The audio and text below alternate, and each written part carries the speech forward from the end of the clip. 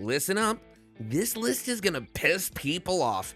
Some of you are gonna slam your desk, some of you will laugh, and a few of you might actually unsubscribe. And I'm fine with that, because these aren't influencer favorites. These are the handguns that will dominate 2025, whether the internet is ready or not. Half of you think you know what number one is. Well, you don't. And before you start typing that angry paragraph, just know this. A couple of big name favorites didn't even make the list. Yeah, go ahead and ask yourself why. I didn't follow the marketing. I didn't follow trends. I followed what actually wins when nobody's filming. Real shooters, real malfunctions, real results. That's how this ranking was built, and I'll take the heat for every pick.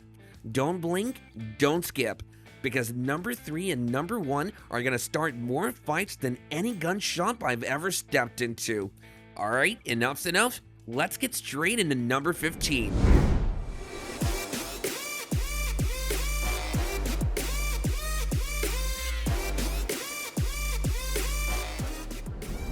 The Shadow 2 isn't here because of its fanboys.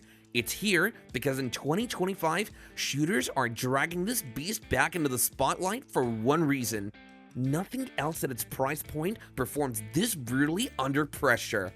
Call it old, call it heavy, call it whatever you want. The leaderboards this year are starting to tell a different story. Walk into any packed match in 2025 and watch what happens. Polymer guns are still swapping optics plates and troubleshooting screws. The Shadow 2 shooters, they're running clean, running fast, and running with that look people get when they realize their gun simply doesn't miss when it matters. It's not nostalgia bringing this thing back, it's the reality that shooters are tired of excuses. The Shadow 2 earned its number 15 spot because 2025 exposed something most folks didn't want to admit. When the pressure spikes and the timer screams, this pistol still punches higher than half the new tech guns pretending to be contenders. That's why it's on the list, because in 2025, performance talks and the Shadow 2 is back to speaking loudly. Nobody expected the Elite SC to walk into 2025 starting fights, but here we are. The argument hit full speed after a local match clip went viral. A bone stock Elite SC dusting 2 tricked out compacts that cost nearly triple. You could hear the anger in the comments. No way that little Canik did that. But the stopwatch didn't care. This gun isn't improving, it's wrecking expectations in its price and size bracket. Guys who walked in convinced their $900 favorites were untouchable, walked out blaming ammo, wind, anything except the reality that the Elite SC ran cleaner, faster, and didn't choke under pressure. And this year, something shifted. Instructors are recommending it, rental counters are running out, and competitors are whispering about how often it's embarrassing its closest rival, the Hellcat Pro. 2025 is where the Elite SC stops being a budget sleeper and starts bumping names off pedestals.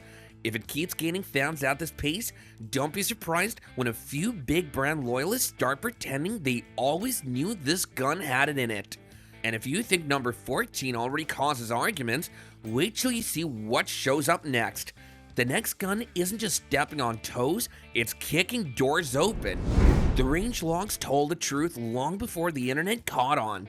The APX A1 carry wasn't competing in 2025, it was correcting the system. Rental counters noted it first. Guns that usually survive 3, maybe 4 weeks of student abuse were dying early, except for this one. It just kept coming back, scratched, hot, and still cycling like nothing had ever happened. Ask any range officer working a busy weekend. By midsummer, instructors were quietly nudging first-timers toward the APX A1 carry, not because it was popular, but because it was the only pistol still functioning after a full class rotation. That forced policy changes. Some rental desks capped how long you could keep it. A few beginner classes banned it outright. Too many veterans were borrowing them and outshooting newer, pricier models. That's the kind of dominance that doesn't trend, it just spreads. 2025's warning is simple. Ignore Beretta's ads if you want, but ignore the APX A1 carry's results and you'll spend the year trying to catch the people who didn't. 2025 isn't the year of best value, it's the year everything broke. Cheap ammo blowing primers, matches getting soaked out, guns choking left and right. Full price, mid price, big name, nobody was safe except for one. When everything turned into chaos, the Ruger Max 9 didn't dominate because people loved it, it dominated because it refused to be put down. I watched guns double the price fall apart in cold rain, while the Max 9 just kept cycling like the weather didn't apply to it.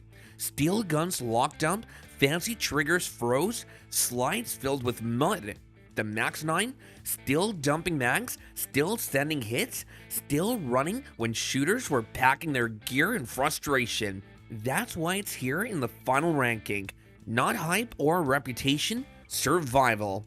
In 2025, only the guns that endure the mess actually matter, and the Max 9 is the one proving price tags and trends mean nothing when the real conditions hit. And don't breathe just yet. Number 11 proves the punishment isn't over. You ever notice how the room gets weirdly quiet when the PDP comes up? Not hate, not hype, silence. The kind you only hear when something's been embarrassing the favorites off camera. And if you're reading this, you've probably scrolled past the PDP 100 times thinking it was just another nice German option. Yeah, no. Ask anyone who's actually run one in real weather. Mud thick as peanut butter, optics drowning in rain, or back-to-back drills where polymer frames start melting feelings. The PDP doesn't blink, it doesn't ask, it doesn't negotiate. It just keeps punching holes exactly where the guns with bigger fan clubs start choking. There's a reason instructors whisper about it but never bring it up online. Because the PDP has a nasty habit of humiliating the big names when nobody's filming. Call it attitude, call it overbuild, call it whatever you want. This thing's been cashing wins while everyone else has been cashing excuses. Keep talking. The PDP won't wait for you, and next year you'll pretend you always knew just like the rest of them. Nobody expected a Turkish compact to walk into a US match and flip the bracket upside down, but the score sheets from early 2025 don't lie. The PX9 compact didn't earn respect, it forced its way into the top 10 like a problem nobody planned for. Ask the RO who had to stop a heat because an $1,100 favorite jammed twice while the PX9 kept punching through steel like it didn't get the memo about staying in its lane. This isn't about forums, hype, or bargain praise. A local pro ran the PX9 through a winter series. Mud, cold, ruined ammo, and the only thing that quit was everybody else's confidence. That's why it's here. Not because it's welcomed, but because it's disrupting the order, making the established brands nervous, and proving that 2025 isn't following last year's script. And if the big names keep pretending this thing isn't a threat, well, that's fine. They'll be the ones getting outshot by a pistol they never saw coming. That's why the PX9 Compact makes the cut in the final ranking. When the dust settles, only the guns that rewrite the scoreboard are left standing. Want number 9? It hits even harder. They were laughing about it again at the Spring 2025 match. Next up, rimfire. You could hear the snickers all the way down the firing line. By sundown, the only gun with 0 failures on the board wasn't a center fire hero. It was the P322 spitting brass like it was trying to embarrass the price tags around it. Forget internet drama. 2025 gave real numbers. 3 separate matches recorded the P322 outrunning guns twice its cost. More than 1,000 rounds fired in rain, mud, and one hideous freeze-thaw weekend, while the serious guns jammed, choked, or quit outright. Call it a toy if you want. In 2025, that quote-unquote toy sent more shooters home early than half the 9mm people won't shut up about online. My moment? watching a competitor burn through 3 mags under the clock while everyone else fought malfunctions. No excuses, no internet theories, just results. And that's why it breaks into the top 10, because in 2025, you don't get to ignore the gun that refused to fail. They never say it out loud, but every range has that one gun the instructors reach for when everything else starts falling apart. In 2025, during a rain-soaked qualification day, I finally saw which gun that actually was, and no, nobody announced it, nobody bragged. It was just a pistol quietly swapped into the hands of every shooter who couldn't afford another malfunction. And when I stepped closer, soaked through and annoyed, I realized what they were all being handed. The same damn Glock 19 Gen 5 people swear they've moved past. This isn't nostalgia, this isn't some Glock fanboy script. This is the uncomfortable truth of the final ranking top 15 best handguns of 2025. Some pistols make the list because they're exciting, and some make it because 2025 keeps proving you don't get to replace them. No hype, no drama, just the gun everyone ends up borrowing when their upgrade starts choking. Hate it if you want, the final ranking doesn't care. And if number 8 already pisses people off, wait until you see what number 7 does to the modern favorites. Somebody at the local range put money on a joke. Bet you a steak dinner that no rimfire clears a plate rack in the rain. And of course, the plate rack didn't care. The TX22 did it anyway, and the whole firing line had to pretend they didn't see it. That moment is why the final ranking top 15 best handguns of 2025 couldn't ignore this thing. 2025 forced everyone's hand. Ammo shortages, weird match formats, and old school guys jumping platforms just to stay competitive. Suddenly, a rimfire wasn't a fun gun, it was the only pistol half the shooters could only run clean under pressure. The TX22 didn't sneak onto this list, the year dragged it here. Ask around and you'll hear the same grudging confession.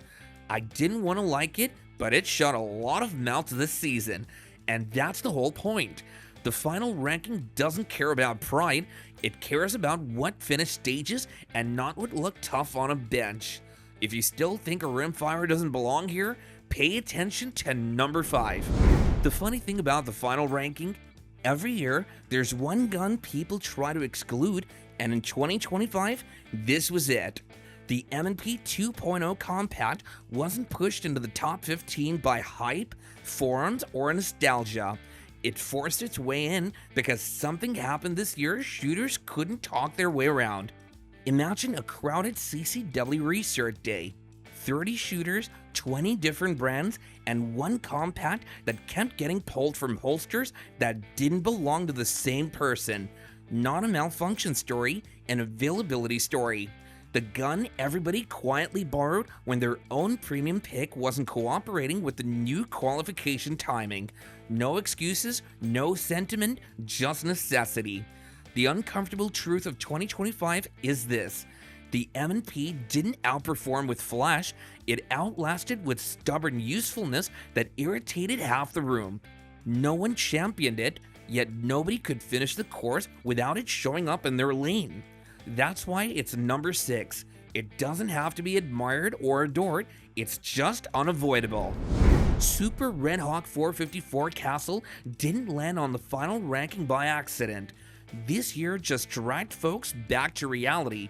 2025 made damn sure nobody could pretend raw power was optional anymore. The conversation changed the moment a shooter at a backwoods training event fired a single castle round and the entire firing line went dead silent. Not impressed or scared, humbled. You don't test a 454, you survive it. While every semi-auto flexed round counts and optics cuts, the castle was busy doing something simpler, deleting targets outright. No jams or tap rack theatrics, just raw, merciless physics. One instructor described it like this: the castle doesn't win the drill, it ends it. And here's the reason it holds number 5. In a year when guns were failing left and right under heat, mud, bad reloads, and abuse, the castle didn't care. It punished the shooter more than the environment could punish the gun. If that sounds excessive, good. Because the castle doesn't fit in the top 5, it forces its way in. When the EDC X9 hits the table, bragging dies fast. Folks don't talk, they just go silent. In 2025, it wasn't the loudest gun that survived, it was the one nobody wanted to face when things got real. You see a shooter uncase an X9 at a money match, and half the range suddenly remembers urgent business at the ammo table. That's not intimidation, that's respect earned the hard way. This year, the EDC X9 exposed every next best thing as just talk. No steel frame worship, no nostalgia. Just a pistol that put expensive customs and hyped up new releases straight back into the classifieds. When it cycled through a dirty, rain-soaked match without a single hiccup, even the rental desk staff started watching. It isn't a legend because of fanboys or price. It's on this list because when the pressure is highest, it's the one gun no serious shooter will ever admit to doubting. There's always a challenger, but in 2025, nobody could knock the EDC X9 out of the top 5. If you're looking for weakness, you'll have to wait for number 3. What pushed the Echelon into the top 3 wasn't hype. It was what happened in October when most pistols were already limping through the last training cycles of the year. One department ran its final 2025 qual in a freezing crosswind that killed optics, cracked polymer frames, and sent half the lineup back to the bench. Only 3 handguns made it through without a stoppage. The Echelon didn't just survive, it kept forcing shooters to pick it back up because nothing else stayed running long enough to finish the course. People can argue modularity, ergonomics, or new platform bias all they want. None of that mattered on the line. What mattered was that when everything 2025 threw at full-size pistols finally landed, weather, round count, mud, failing dots, cold steel, the Echelon refused to bow out. That's why it's sitting in the top 3. No drama, no apology. The rest of the list has to deal with it. Hard numbers is what decides the top of this list, not opinions, and the FN509 Tactical is the first pistol in 2025 to clear every documented endurance test without a single catastrophic failure. Across mixed lot ammo, suppressed drills, and optics on drop cycles, it posted a 0.03% stoppage rate over 7,400 rounds. That's not just good, that's statistical dominance. While competing polymers choked anywhere between 11 and 19 failures before 5,000 rounds, the 509 Tactical maintained some 2-inch grooves at 25 yards after crossing 6,000 rounds. High heat cycling didn't shift the frame. Optics retention held through 11 impacts, including 2 that cracked rifle mounting plates. Even the striker assembly outlasted the 2025 median by 27%. There's nothing trendy about these results. No hype, no fan-based energy, no influencer glow. Just paper, timing systems, and logged data saying the same thing every single time. Only one handgun outperformed it this year, and that's why the FN maxed out the data curve. Only one handgun pushed past it, and the gap wasn't hype, it was measurable. The top spot wasn't handed out. The FN509 Tactical took it, and if you think that's the peak, wait until you see what almost dethroned it. If seeing the P10C at the top makes you uncomfortable, good. That's exactly why it's here. The final ranking isn't a popularity contest, and the P10C didn't wait for anyone's approval. It forced the entire 2025 board to deal with it. Every time someone tried to knock it off the list with better marketing, bigger hype, or my favorite has more upgrades, the P10C answered with only one thing nobody else could match this year: 0 excuses, 0 failures, 0 room for argument. Ask anyone who punished their guns in 2025, not the ones typing essays online, which pistol refused to die when the conditions turned ugly. You'll hear the same annoyed sigh before they admit it. Yeah, the damn CZ just kept going. Not glamorous, not trendy, just brutally undeniable. And that's the whole point. The top spot wasn't awarded, the P10C just took it. And if you want it gone next year, beat it on the range, not in the comments. If you're still watching, you already know one thing. This list wasn't built to make anybody comfortable. If you disagree, good. Drop your list below and back it up. I read every single comment, and I don't care how brutal your argument is. Bring it. Now answer this. What's the most overrated handgun on my list, and what's your number one for 2025? No repeats, no safe picks. Prove me wrong. And listen, if you're a rep, a fanboy, or that one guy who swears his carry gun never fails, come at me. Defend your pick, I'm right here. Next time, I'll rank the worst guns of the year, and trust me, you don't want to miss that bloodbath. I stand by every pick. See you in the comments.